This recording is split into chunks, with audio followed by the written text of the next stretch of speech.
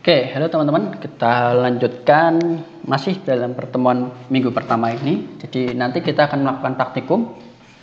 Jadi persiapan praktikum apa saja yang harus teman-teman siapkan gitu ya. Barangkali kalau teman-teman melakukan praktikum di rumah di komputernya masing-masing. Sekali lagi ya, jadi ilmu komputer itu bukan tentang komputer gitu. Sebagaimana astronomi itu bukan tentang teleskop. Jadi kalau kalian belajar tentang komputer itu ya bukan komputernya, mesinnya, itu tidak cuma seperti itu saja. Tapi apa yang melatar belakangi seperti ya contohnya algoritma pemrograman lah itu juga ya contohnya ya kayak kita lihat seorang astronom itu kan bukan dilihat dari teleskopnya gitu kan, tetapi ilmu dia dalam dia menganalisis misalnya kejadian-kejadian di luar angkasa seperti tadi. Nah, kembali ke sini persiapan program Python. Jadi instalasi Python itu bisa menggunakan Python secara langsung atau menggunakan Anaconda ya. Di sini saya kasih contoh aja instalasi Python ya. Ketik aja Python seperti ini di Google, nanti akan muncul buat download Python ini. Ini yang mendownload Python dengan Pythonnya saja. Tetapi kalau nanti teman-teman itu tertarik untuk mengembangkan pemrograman Python ini untuk membuat suatu aplikasi yang lebih besar, atau pengen coba-coba kecerdasan buatan, atau pengen coba-coba computer vision, atau pengen coba-coba membuat server web yang luar biasa bagus gitu misalnya, saya sarankan untuk teman-teman menginstal Python dengan Anaconda. Nah, nanti Anaconda kok munculnya Anaconda yang di Amazon ya, ini jadi Anaconda download ya, bukan install, download dulu. Jadi teman-teman nanti bisa download Anaconda di websitenya anaconda.org. Nah, nanti pilih ya yang Python yang digunakan. Kok beda ya sekarang ya, bukan .org, anaconda.com ini.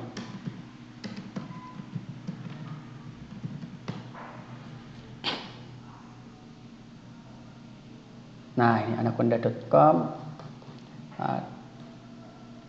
Di bawah sendiri ada individual edition. Ini ada produknya. Ternyata ini websitenya dirubah ini, jadi downloadnya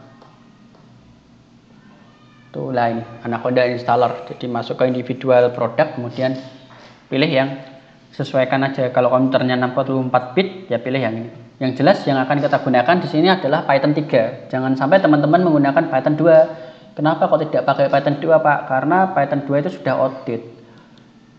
Sudah nggak dikembangkan lagi, ini sudah berhenti pengembangannya di tahun 2020 kalau kita mau lihat end of life gitu. Bilangnya kayak gitu. Makanya saya sarankan amannya kalau teman-teman mau install Python biasa atau maupun Python yang dengan include Anaconda dengan include Python, itu bisa gunakan yang 37 lah minimal, biar tidak terlalu jauh. Ini 38 soalnya yang di Anaconda. Bedanya apa sih, Pak, kalau kita install dengan Anaconda dan hanya Python biasa? Di Anaconda ini ada beberapa tambahan program yang diberikan yang barangkali nanti bisa digunakan untuk membantu kita dalam membuat grafik dalam keperluan misalnya untuk menganalisis sesuatu gitu kan. Jadi di situ kita akan gunakan semacam library itu atau third party program. Misalnya namanya matplotlib misalnya. Nah, sedangkan kalau di sini nggak ada. Kalau Python ini ya murni hanya Python standar saja. Library-nya juga library standar bawaan bahasa pemrograman. Tapi kalau di Anaconda tidak. Jadi ada khusus untuk pengolahan numerik, kita bisa gunakan numerical Python atau singkatannya NumPy, itu sudah terinstall di sini secara otomatis. Sayangnya ini rada berat. Jadi untuk komputer-komputer yang notabene lambat gitu, komputer-komputer lama atau jadul itu ya susah untuk membuka Anaconda ini. Gitu. Jadi ya mending install yang ini aja. Untuk editor bebas kan, bisa gunakan Notepad++, atau kalau mau yang rada berat sedikit itu gunakan Visual Studio Code atau Sublime. Saya bebaskan untuk editornya dalam mengetik atau memasukkan beberapa perintah program. Nah,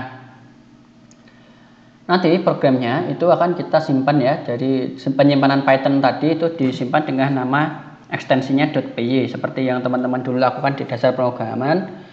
Setelah itu cara untuk merunningnya itu adalah dengan Python spasi nama filenya .py seperti itu. Jadi sama seperti dasar pemrograman yang dahulu. Kalau pengen ngecek hanya untuk debugging run interpreter, jadi tinggal ketik aja Python. Nah, ini interpreternya sudah keluar di command prompt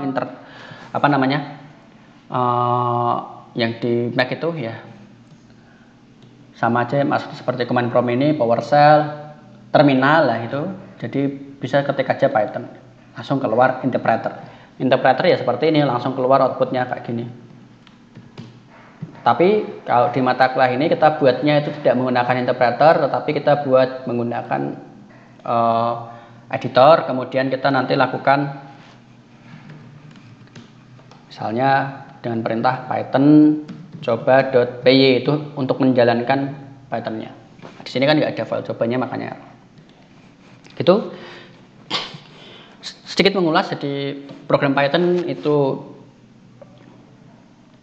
dievaluasi dan dieksekusi oleh interpreter.